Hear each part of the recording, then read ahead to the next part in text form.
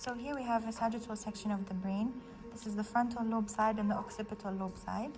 The first structure we can see is the corpus callosum, which is a band of white matter structures that connects the two cerebral hemispheres together. Then we have the fornix. The fornix is also a commissure white matter fiber that connects the mammillary bodies to the parahippocampal gyrus. Then we have the ventricles. Right here is the lateral ventricle, and here is the third ventricle. Then we have this big structure here called the thalamus. The thalamus is basically a relay station for three main types of information. We have the limbic system information, sensory information, and motor information. Next, we have the hypothalamus.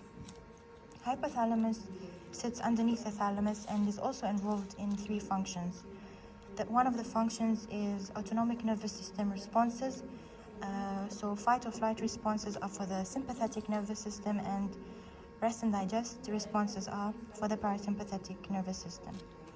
Then we have secretion of hormones, so involved in the endocrine system, and also involved in the limbic system, specifically with memory. Then we have here the optic chiasm, which is where the two optic nerves cross.